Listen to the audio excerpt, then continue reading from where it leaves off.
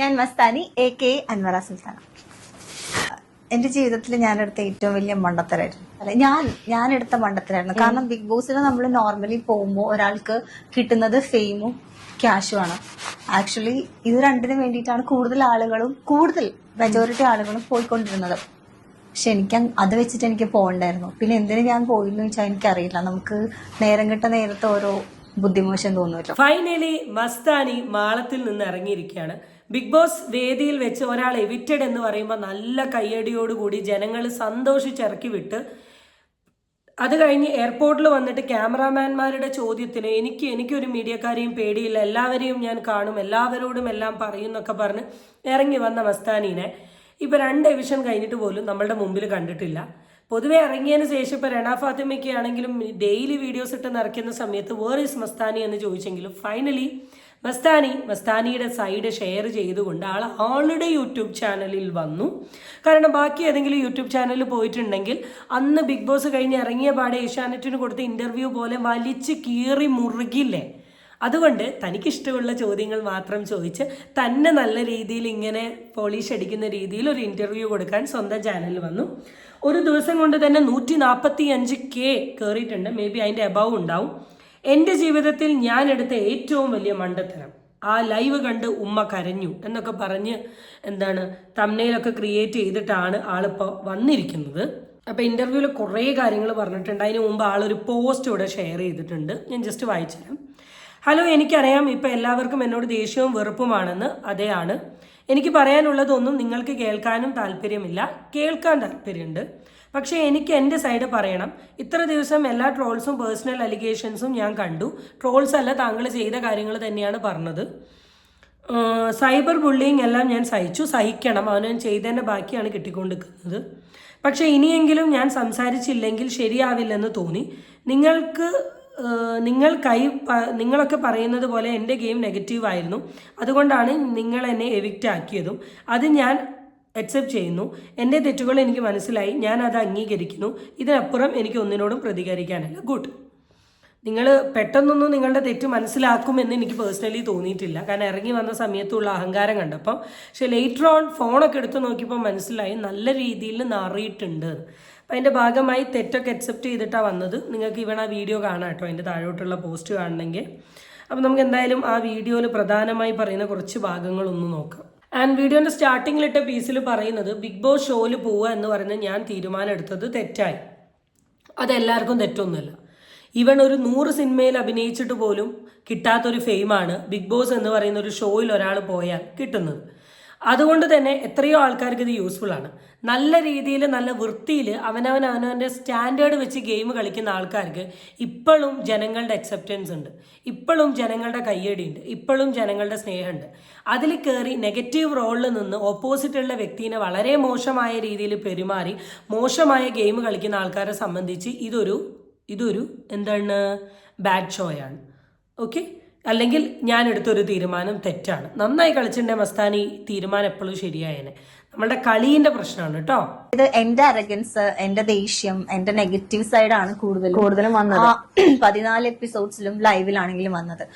മരണ വീട്ടില് ഒരു ശത്രു മരിച്ചു കിടക്കുമ്പോ വന്നിട്ട് തുള്ളിച്ചാടുന്നത് പോലെയാണ് ഞാൻ അന്ന് അവിടെ ചെയ്തത്. അത് പക്ഷെ അവരുടെ പെർസ്പെക്റ്റീവ് നോക്കുമ്പോൾ അത് കറക്റ്റ് ആണ്. അത് ഞാൻ അക്സെപ്റ്റ് ചെയ്യുന്നു. ഞാൻ അത്രയും ഓവറായിട്ട് ഞാൻ എന്ത് ചെയ്യണം എന്ന് വെച്ചാല് ഞാൻ വിഷമിക്കണായിരുന്നു. ഞാന് എന്റെ ഇമോഷൻ അവിടെ മാറ്റി ഞാൻ കുറച്ച് ഫേക്ക് ആയിട്ട് നിക്കണായിരുന്നു. കാരണം ഇപ്പൊ ശൈത്യക്ക് അവിടെ കരയുന്നത് ഞാൻ കണ്ടു. ഈ ശൈത്യ പനിന എവിക്റ്റ് ആവാൻ വേണ്ടി നോമിനേറ്റ് ചെയ്ത ആളാ. എനിക്കറിയില്ല, ഞാന് റിയൽ ആയിട്ട്. ഫസ്റ്റ് ഓഫ് ഓൾ മസ്താനി പറഞ്ഞ ഈ ലാസ്റ്റ് സ്റ്റേറ്റ്മെന്റിനോട് എനിക്ക് ഒരിക്കലും അക്സെപ്റ്റ് ചെയ്യാൻ പറ്റില്ല. കാരണം ശൈത്യ അപ്പാനീനെ എലിമിനേറ്റ് ചെയ്യണമെന്ന് പറഞ്ഞ് ശൈത്യ കടന്ന് കരഞ്ഞു. What is a mistake Mastani കണ്ടുപിടിച്ചേ? എടാ, ഇതൊരു റിയാലിറ്റി ഷോയാണ്. ആ റിയാലിറ്റി ഷോയിൽ ഒരു വീക്കിൽ ബാഡ് പെർഫോമൻസ് ചെയ്യുന്ന ആൾക്കാരെ നമ്മൾ ഡെഫിനറ്റ്ലി എലിമിനേറ്റ് ചെയ്യും. അല്ലെങ്കിൽ നമ്മൾ അയാളെ എലിമിനേഷൻ ലിസ്റ്റിലിടും, അല്ലെങ്കിൽ നമ്മൾ അയാളെ ജയിലിലിടും. ദാറ്റ് ഡസൻ മീൻ ദാറ്റ് നമുക്ക് ആ വ്യക്തിന് ഇഷ്ടമല്ല എന്നുള്ളതല്ല. അപ്പോൾ ആദിലയും നൂറയും കപ്പിൾസാണ്. നൂറ ആദിലയ്ക്കെതിരെ പറയുന്നുണ്ട്, അല്ലെ ആദില നൂറയ്ക്കെതിരെ പറയുന്നുണ്ട്. അതിനർത്ഥം ആദിലയ്ക്ക് നൂറേനെ ഇഷ്ടമല്ല എന്നല്ല. ചിലപ്പോൾ ഒരു മിസ്റ്റേക്ക് ആദില ചെയ്യുന്ന സമയം ആദിലേനെ ഇടും, എലിമിനേഷൻ ലിസ്റ്റിലിടാം. ആദില പോയിട്ടുണ്ടെങ്കിൽ നൂറ കരയും. എനിക്ക് മനസ്സിലാവുന്നില്ല. മേ ബി ഇയാൾക്ക് മനസ്സിലാക്കാനുള്ള ബുദ്ധി ഇല്ല എന്നാണ് എനിക്ക് പേഴ്സണലി ഈ ഒരു സാധനത്തിൽ പറയാനുള്ളത്. പിന്നെ അറഗൻസ് ആണ് മസ്താനി എന്ന് പറയുന്ന വ്യക്തി ബിഗ് ബോസിൽ വന്ന ടൈം തൊട്ട് കാണിക്കുന്നത്. ഫസ്റ്റ് ഡേ ഫസ്റ്റ് മൊമെന്റിൽ ആ ഡ്രസ്സ് ഇട്ട് കയറിയ സെക്കൻഡ് തൊട്ട് I was listening Mastani. Because നിങ്ങൾ ഭയങ്കര അറഗൻ്റായി പുറമേ നിന്ന് എന്തൊക്കെയോ കാര്യങ്ങൾ ഞാൻ കണ്ടുപിടിച്ചിട്ടുണ്ട്, ഇതെല്ലാം വെച്ച് നിങ്ങളെ കാണിച്ചു തരാം. ആ രേണു സുധീനോടൊക്കെ കാണിച്ചിട്ടുള്ള act was very bad. Very bad എന്ന് വെച്ചാൽ very bad. And Appani Sathya Appani എന്ന് പറയുന്ന വ്യക്തിനോട് നിങ്ങൾക്ക് എന്ത് ദേഷ്യമുണ്ടെങ്കിലും ഒരാൾ എലിമിനേറ്റ് ആയി ആ ഷോയിൽ നിന്ന് ഇറങ്ങിപ്പോവാണ്. അയാൾ ആഗ്രഹത്തോട് കയറി വന്ന ഷോ. ആ സമയം നിങ്ങൾ അവിടെ കടന്ന് കാണിച്ച ആ ഷോനെ മരണ വീട്ടിൽ കടന്ന് ഡാൻസ് കളിക്കുക എന്ന് പറയുന്നതിനോട് ഒരു തെറ്റുമില്ല. അതിനെ നിങ്ങൾ അഡ്മിറ്റ് ചെയ്താലോ അഡ്മിറ്റ് ചെയ്തില്ലെങ്കിലും കാണുന്ന വ്യക്തികൾക്കറിയാം നിങ്ങൾ എന്താണ് അതിൽ കാണിച്ചു കൂട്ടിയെന്ന്. ഓക്കെ, നിങ്ങൾ ചെയ്തതേ നിങ്ങൾക്ക് കിട്ടിയിട്ടുള്ളൂ, അതാദ്യം മനസ്സിലാക്കുക. മസ്താനി എന്ന് പറയുന്ന വ്യക്തി അവിടെ ചിരിച്ച് ഞാൻ കണ്ടിട്ടില്ല. കണ്ടിട്ടുണ്ടേ തന്നെ അത് മേ ബി നിങ്ങളുടെ ആ ഒരു വൈൽഡ് കാർഡ് എൻട്രിയിൽ വന്ന ആൾക്കാരെ അടുത്തല്ലാണ്ട് ഞാൻ കണ്ടിട്ടില്ല. എല്ലായിടത്തും പ്രശ്നം, എല്ലായിടത്തും ഇഷ്യൂസ്, എല്ലാവരെയും ചൊറിയുക, എല്ലാവരെയും ഇറിറ്റേറ്റ് ചെയ്യുക. ഇതേ രീതിയിൽ കളിക്കുന്ന എത്രയോ ആൾക്കാരെ ബിഗ് ബോസിലുണ്ട്. അവരോട് തോന്നാത്തതിലധികം ഹേറ്റ് നിങ്ങളോട് തോന്നുന്നുണ്ടെങ്കിൽ it is only because of your behaviour. ആ സമയത്ത് ആദിലേനെ അപ്പാന് ഒരു ഇതുപോലത്തെ ഒരു മോശം വേർഡ് പറയുന്നുണ്ട്. അപ്പൊ ഞാൻ കണ്ട ഒരു അപ്പാന് എങ്ങനെയാന്ന് വെച്ചാൽ അയാളുടെ ഭാഗത്ത് എന്തെങ്കിലും തെറ്റുണ്ടെങ്കിൽ അയാൾ എന്തെങ്കിലും മോശമായിട്ട് അയാൾ എന്തായാലും ഒരുപാട് തെറി വിളിക്കുന്ന ആളാ. അയാൾ അത് വിളിച്ചു കഴിഞ്ഞാൽ അയാൾ ആ വ്യക്തിന്റെ അടുത്ത് പുറകെ നടന്ന് സോറി പറയും, എന്നോട് ക്ഷമിക്കണം, അങ്ങനെ പറയുന്ന ഒരു അപ്പാനിനെ ഞാൻ അവിടെ കണ്ടിട്ടുണ്ട്.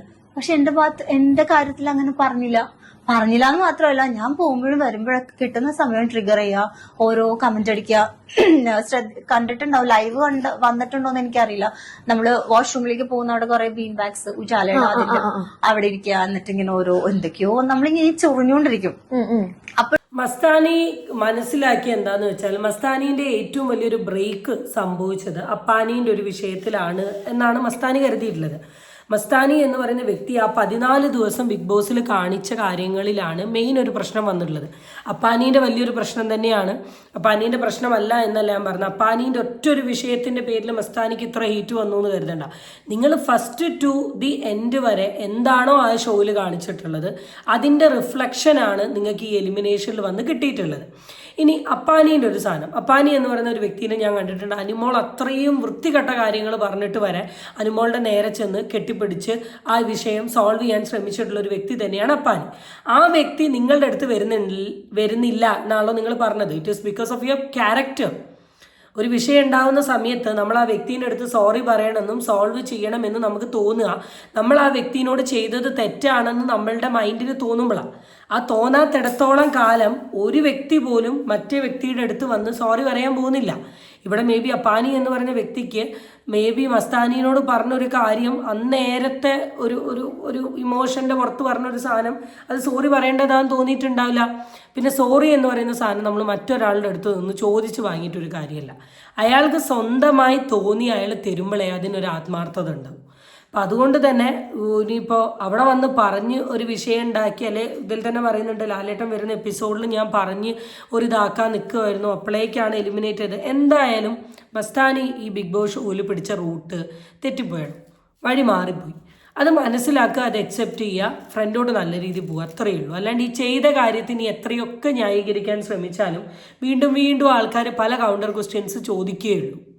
ഈ ഒരു അപ്പാനീൻ്റെ വിഷയത്തിലാണേലും ഈ സൈബർ ബുള്ളിങ്, അതായത് ഞാൻ 14-15 ദിവസം അവിടെ നിന്നു, ഞാൻ ഇറങ്ങിയിട്ട് ഇപ്പോ ഒരാഴ്ച കഴിഞ്ഞിട്ട് അടുത്ത കണ്ടസ്റ്റന്റ് എവിക്റ്റ് ആയിട്ടും സ്റ്റിൽ എന്നെയാണ് ഇവർ ട്രോൾ ചെയ്തുകൊണ്ടിരിക്കുന്നത്. ഇത്രയും അനുഭവിക്കാൻ വേണ്ടി ഞാൻ അവിടെ ഒന്നും ചെയ്തത്. അതും കേരളത്തിലെ ബിഗ് ബോസ് മാത്രമല്ല, തെലുങ്ക്, തമിഴ്, അവിടെ ഒക്കെ പോകുന്നുണ്ട് നിന്റെ ട്രോള്. എനിക്ക് ഹിന്ദിന്നൊക്കെ മെൻഷനൊക്കെ വന്ന് എന്താ മസ്താനി കോൻ ഹേ അങ്ങനെയൊക്കെ ചോദിച്ചിട്ട് എനിക്ക് കുറെ കന്നഡ ബിഗ് ബോസ് ഫാൻ എന്ന് പറയുന്ന ഒരു വലിയ ഫോളോവേഴ്സ് ഉള്ള ഒരു പേജിൽ നിന്ന് ഞാൻ എവിക്റ്റ് ആയി പോകുന്ന ആ ഒരു കട്ടെടുത്തിട്ട് എനിക്ക് കൊളാബ് ഇട്ടേക്കുന്നത്. അങ്ങനെ കുറെ തെലുങ്ക്, വേറെ ഏതൊക്കെയോ ലാംഗ്വേജ്, കന്നഡ ആയിരിക്കാം, പല ലാംഗ്വേജിലും കമന്റ്സ് ഒക്കെ വന്നിട്ടുണ്ട്. അപ്പോ ഇതിനൊക്കെ ശരിക്കും ഇങ്ങനെ തന്നെ പോർട്രേ ചെയ്തിട്ടത് ആ ടീമാണ്. തീർച്ചയായിട്ടും ഞാൻ എവിക്റ്റ് ആയിട്ട് ഞാൻ ഒരു കണ്ടസ്റ്റന്റ് ഞാൻ കണ്ടിട്ടില്ല, ഇത്രയും കണ്ടസ്റ്റന്റ്സ് അതിൽ നിന്ന് എവിക്റ്റ് ആയി. ഇതിന് മുന്നേ ഒരുപാട് കണ്ടസ്റ്റന്റ്സ് പോയിട്ടുണ്ട്. ഇത്രയും ആ ചാനലും ഈ ഹോട്ട്സ്റ്റാർ ഇത്രയും ട്രോൾ ചെയ്തപ്പെട്ട ഒരു കണ്ടസ്റ്റന്റ് എനിക്ക് വേറെ ഉണ്ടെന്ന് എനിക്ക് തോന്നുന്നു. അവരുടെ TRP നിന്റെ എപ്പിസോഡിന് എന്തോ ഭയങ്കര ഹൈപ്പ് ഉണ്ടായിരുന്നു. ഞാൻ എവിക്റ്റ് ആയ എപ്പിസോഡിന് അവർക്ക് നല്ല TRP ഉണ്ടായിരുന്നു. അവരത് സ്റ്റോറി ഇട്ടിട്ടുണ്ട്. അപ്പൊ ഞാൻ പറയണം അവര് യൂസ് ചെയ്തോട്ടെ, കുഴപ്പമില്ല. പക്ഷെ അവര് തന്നെ എന്നെ ഇട്ടുകൊടുത്തു പബ്ലിക്കിലേക്ക്, ഇങ്ങനെ ട്രോൾ ചെയ്യാം. പിന്നീടേക്ക് ഒരു ട്രോൾ വന്നു, പെട്ടി പാക്ക് ചെയ്തു. അതൊക്കെ ഞാൻ ഫണ്ണായിട്ടാണ് കണ്ടത്. അതുപോലെ എന്തോരം മസ്താനി എന്ന് പറയുന്ന ഒരു വ്യക്തി വെറുതെ അല്ല ബിഗ് ബോസിൽ പോകുന്നത്. ബിഗ് ബോസ് വിളിച്ചിട്ട് അതിന് ഓക്കെ ആയതുകൊണ്ടാണ് പോകുന്നത്. Mastani can say no.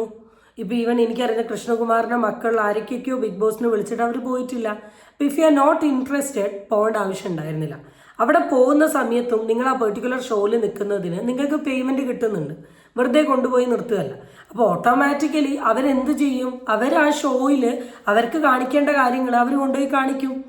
ഇപ്പോൾ എല്ലാവരും പറയുന്ന ഒരു കാര്യമാണ്, ഒരാളുടെ നെഗറ്റീവ് സൈഡാണ് ബിഗ് ബോസ് ക്യാമറയിൽ കൂടെ പുറത്തോട്ട് ഇടുക. അത് കാണിക്കുന്ന കൊണ്ടല്ലേ. ഇപ്പൊ മസ്താനി എന്ന് പറയുന്ന ഒരു വ്യക്തി അപ്പാനി പോയ പാട് അവിടെ കടന്ന് ഈ ചിരിച്ച് കളിച്ചത് കൊണ്ടല്ലേ അത് ബിഗ് ബോസ് പുറത്തോട്ട് വിട്ടേ. ആൻഡ് സെക്കൻഡ് തിങ്, മസ്താനി എന്ന് പറയുന്ന ഒരു വ്യക്തി രേണു സുധീൻ അങ്ങനെ ചൊറിഞ്ഞത് കൊണ്ടല്ലേ പുറത്തോട്ട് വിട്ടത്. മസ്താനി എന്ന് പറയുന്ന വ്യക്തി ലക്ഷ്മിയുടെ കൂടെ 24 മണിക്കൂറും ഗെയിമിംഗ് കളിച്ചത് കൊണ്ടല്ലേ അവർ പുറത്തോട്ട് വിട്ടിട്ടുള്ളത്. നിങ്ങൾ അങ്ങനെ ഒരു ഷോ കമ്മിറ്റ് ചെയ്ത് പോകുമ്പം അവിടെ എന്തൊക്കെ വിടണം എന്നുള്ളത് ഷോ ടീമിന്റെ റൈറ്റ് ആണ്. അത് ഇത്രയും കാലം ബിഗ് ബോസ് ഷോ കണ്ടതിൽ കൂടെ പലർക്കും മനസ്സിലായ കാര്യമാണ്. നിങ്ങൾ ആ ഷോയിലോട്ട് പോകുന്നതിന് മുമ്പ് കുറച്ച് ഷോനെ കുറിച്ച് ഒന്ന് റെഫർ ചെയ്തിട്ട് വേണം പോവാൻ. ആൻഡ് നിങ്ങൾക്ക് തന്നെ അറിയാവുന്ന ഒരു കാര്യമാണ്, ഈ കളികൾ ഞാൻ കളിച്ചിട്ടുണ്ടെങ്കിൽ ഇതെന്തായാലും പുറത്തോട്ട് ഇടും. ഇപ്പൊ സ്വന്തം വില കീപ്പ് ചെയ്യാൻ അത് കളിക്കരുതായിരുന്നു. നെഗറ്റീവ് പബ്ലിസിറ്റി വഴി ബിഗ് ബോസിൽ പിടിച്ചു നിൽക്കാം എന്നാണ് മസ്താനി കരുതിയത്. എനിക്ക് തോന്നുന്നതാ അതിനു വേണ്ടി മസ്താനി കളിച്ചതാണ്. പക്ഷെ ഈ നെഗറ്റീവ് കൂടിയപ്പം ജനങ്ങളെല്ലാവരും കൂടെ തന്നെ പിടിച്ച് എന്ത് ചെയ്തു, പുറത്തോട്ടിട്ടു. അതുകൊണ്ട് തന്നെ ഫുൾ ബിഗ് ബോസ് ടീമിനെ അങ്ങ് പറയേണ്ട ആവശ്യമൊന്നുമില്ല. നിങ്ങൾ കളിച്ചതിന്റെ റിഫ്ലക്ഷനാണ് നിങ്ങൾക്ക് പുറത്തോട്ട് പോയിട്ടുള്ളത്. ഇനി പുറത്ത് എന്തൊക്കെ സാധനങ്ങൾ ബിഗ് ബോസ് ഇട്ടിട്ടുണ്ടെങ്കിൽ അത് നിങ്ങൾ കാണിച്ചത്. കാണിക്കാത്ത സാധനം അവർ എഡിറ്റ് ചെയ്ത് കട്ട് ആൻഡ് കോപ്പി ആക്കി ഇട്ടിട്ടില്ലല്ലോ, അത്രയേ ഉള്ളൂ. ഓക്കെ, അപ്പൊ ഇനി നിന്നെ തിരിച്ചു വിളിച്ച പോവില്ല. ഇതൊരു വലിയ ഇന്റർവ്യൂ ആണ്, വളരെ ലെങ്തി ആയിട്ടുള്ള ഒരു ഇന്റർവ്യൂ ആണ്. അപ്പൊ കാണണമെന്ന് ആഗ്രഹമുള്ള ആൾക്കാരൊക്കെ മസ്താനി എന്ന് പറയുന്ന വ്യക്തിയുടെ ചാനലിൽ പോയി കാണുക. അപ്പൊ എനിക്കിതിൽ കുറച്ച് ഭാഗങ്ങൾ എടുക്കണം, കാരണം ഇന്റർവ്യൂവിൽ മുഴുവനായിട്ട് മസ്താനിക്ക് ഇഷ്ടമുള്ള ചോദ്യങ്ങളാണ് ചോദിക്കുന്നത്, മസ്താനിക്ക് ഇഷ്ടമുള്ള മറുപടിയാണ് തരുന്നത്. മസ്താനി കൊടുക്കുന്ന മറുപടീനെ സപ്പോർട്ട് ചെയ്തുകൊണ്ടാണ് ഈ ഇന്റർവ്യൂ ചെയ്യുന്ന പെൺകുട്ടിയും പറയുന്നത്. അപ്പൊ this is fully a planned interview. മസ്താനീനെ പോളിഷ് ചെയ്യാൻ വേണ്ടി മസ്താനി ഉണ്ടാക്കിയിട്ടുള്ള ഒരു ഇന്റർവ്യൂ. അതിനെ നമ്മൾ വേർഡ് ബൈ വേർഡ് എടുത്ത് പറയുകയാണെങ്കിൽ നമുക്ക് അതിലൊക്കെ ഒപ്പോസിങ് ആയ രീതിയിലുള്ള ചോദ്യങ്ങൾ ചോദിക്കാനുണ്ടാവും. അത് ചോദിച്ചുകൊണ്ട് കാര്യമില്ല. എന്തായാലും നിങ്ങൾ പോളിഷ് ചെയ്തോടെ കിടക്കട്ടെ. ഇത് എത്ര പേര് അക്സെപ്റ്റ് ചെയ്യും, എത്ര പേര് അക്സെപ്റ്റ് ചെയ്യില്ല, എന്ന് ഈ സൈബർ ബുള്ളിങ് തീരും, എന്ന് പോസിറ്റീവ് ആവും, ഇതൊന്നും നമുക്ക് പറയാൻ പറ്റില്ല. എന്തായാലും ചെയ്തത് കൂടിപ്പോയി, അതിനുള്ളത് കിട്ടി. ഇനിയെങ്കിലും ഇത് വിട്ടൊതുങ്ങി അവനൊരു പ്രൊഫഷനായി മുന്നോട്ട് പോകാം. ഇന്നല്ലെങ്കിൽ നാളെ സോഷ്യൽ മീഡിയ ഇതൊക്കെ മറക്കും. അപ്പം ഇനി ലൈഫിൽ ഇങ്ങനത്തെ ഒരു തീരുമാനം എടുക്കുമ്പം നോക്കിയും കണ്ടു തീരുമാനം എടുക്കുക. ആൻഡ് രണ്ടാമത്തെ കാര്യം, അതിൻ്റെ ഭാഗമായി ജീവിതത്തിൽ അനുഭവിക്കുന്ന കാര്യങ്ങളെല്ലാം ഫേസ് ചെയ്യാൻ തയ്യാറാണെങ്കിൽ മാത്രം സ്ട്രോങ് ആയി ഫ്രണ്ടോട്ട് പോവുക. അല്ലെങ്കിൽ ഈ ചെയ്യുന്ന പരിപാടിയും ചെയ്ത് മുന്നോട്ട് പോകുന്നതാണ് നല്ലത്. മണി സോഷ്യൽ മീഡിയയിൽ നിന്ന് മാത്രമല്ല അല്ലാണ്ടും കിട്ടും. ഫെയിം കിട്ടേണ്ട വ്യക്തിയാണെങ്കിൽ കിട്ടേണ്ട നേരത്ത് കിട്ടും, ഇല്ലെങ്കിൽ ഇങ്ങനെ തന്നെ പോകും. സോ അത്രേ പറയാനുള്ളൂ. അടുത്ത വീഡിയോ ആയിട്ട് നമുക്ക് വീണ്ടും കാണാം. ബൈ.